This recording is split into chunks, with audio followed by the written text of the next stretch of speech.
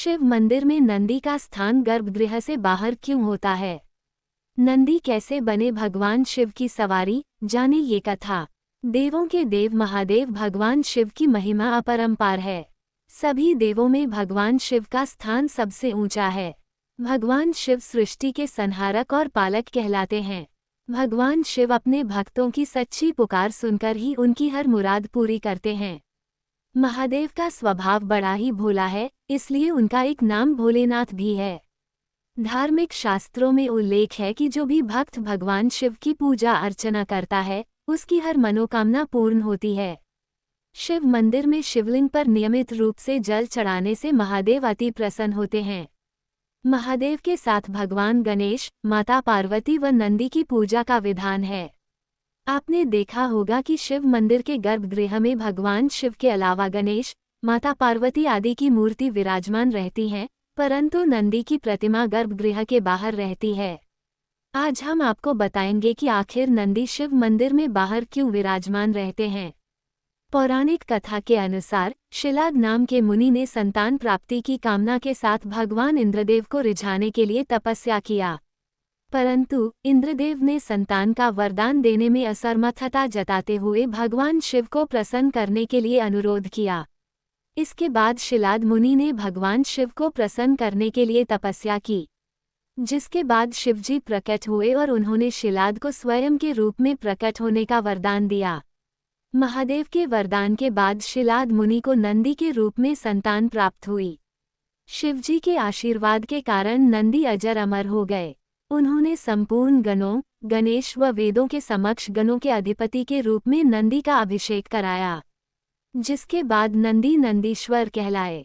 भगवान शिव ने नंदी को वरदान दिया कि जहां उनका निवास होगा, वहां स्वयं भी निवास करेंगे। मान्यता है कि तब से ही शिव मंदिर में भगवान शिव के सामने नंदी विराजमान रहते हैं। भगवान शिव के साथ जरूर करनी चाहिए नंदी की पूजा। शिव मंदिर में भगवान शिव की पूजा करने के बाद नंदी जी की पूजा करना भी अत्यंत आवश्यक माना जाता है। ऐसा माना जाता है कि बिना नंदी जी की पूजा किए केवल शिवलिंग की पूजा करने से पूजा का पूरा फल प्राप्त नहीं होता। नंदी जी भगवान शिव के द्वारपाल हैं, इसलिए उनकी पूजा करने से भगवान शिव तक आसानी से पहुंचा जा सकता है। नंदी जी को कामना पूर्ति करने वाला देवता भी माना जाता है। उनकी पूजा करने से मनोकामनाएं पूरी होती हैं। नंदी जी शांति और सकारात्मकता के प्रतीक हैं।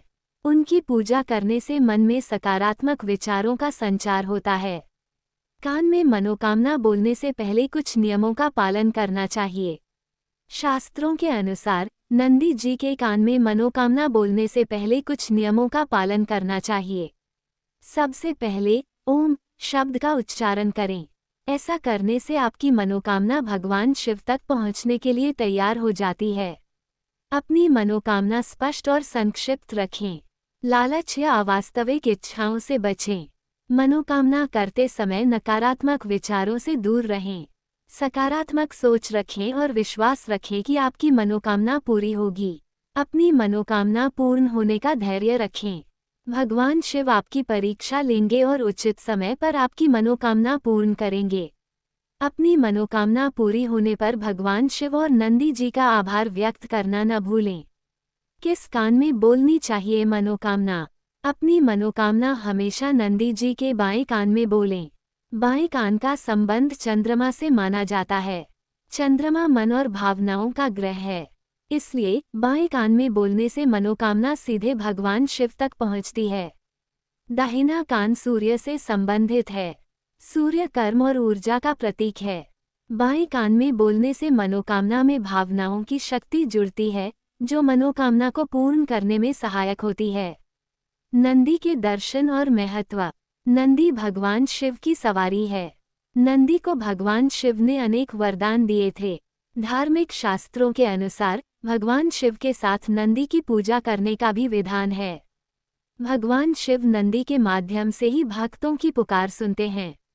कहते हैं कि जो भी भक्त नंदी के कान में अपनी इच्छा बोलता है, वह भगवान शिव पूरी करते हैं। नंदी के नेत्र अपने इष्ट के स्मरण करते हुए का प्रतीक हैं। नंदी के नेत्र सीख देते हैं कि अगर भक्ति के साथ मनुष्य में क्रोध, अहम व दुर्गुणों को पराजित करने का सामर्थ्य न हो तो भक्ति का लक्ष्य प्राप्त नहीं होता। भगवान शिव व नंदी की पूजा अर्चना करने से जीवन के समस्त दुख दूर होते हैं और सुख समृद्धि आती है। आशा करते हैं ये कहानी आपको अच्छा लगा होगा।